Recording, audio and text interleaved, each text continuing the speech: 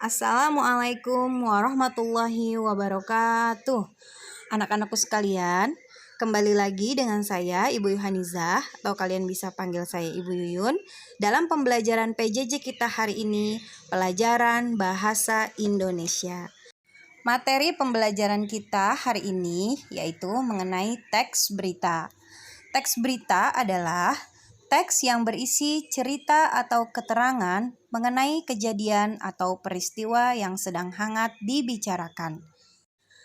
Agar kita dapat memahami isi suatu berita dengan baik, maka ada cara yang bisa kita lakukan, seperti membaca secara berulang kali berita tersebut atau mencatat informasi penting dari isi berita tersebut agar kita mampu dengan baik memahami apa isi beritanya.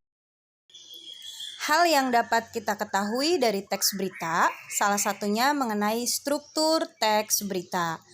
Teks berita memiliki struktur seperti piramida terbalik yang terdiri dari lead, bagian yang sangat penting, body, bagian penting, dan leg, bagian kurang penting. Penjelasan mengenai struktur ini sudah Ibu jelaskan pada catatan minggu lalu. Adapun berita yang menarik untuk dibaca adalah berita yang sesuai dengan hobi atau ketertarikan kita. Misalnya, jika kita hobi dengan olahraga, maka biasanya kita akan suka membaca atau mendengar berita mengenai hal yang berkaitan dengan olahraga.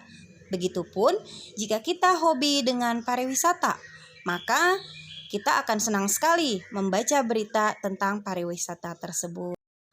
Berikutnya, aspek kebahasaan dalam teks berita.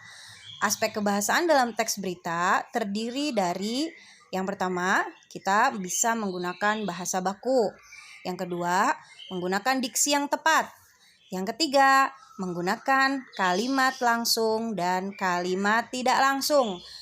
Nah, dalam hal ini, Ibu akan menjelaskan perbedaan kalimat langsung dengan kalimat tidak langsung yang ada dalam teks berita.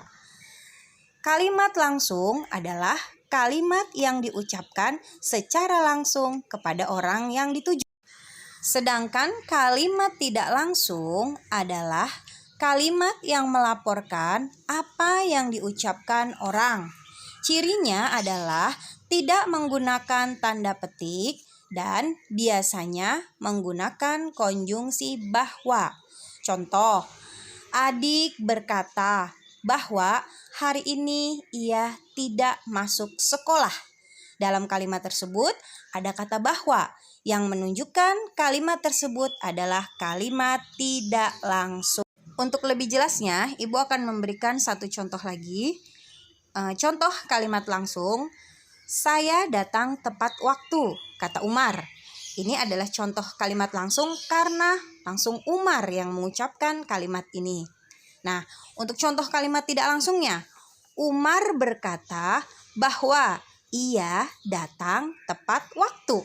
Ini kalimat tidak langsung karena dalam kalimat ini tidak menggunakan tanda petik dan menggunakan kata bahwa. Demikian penjelasan Ibu mengenai teks berita.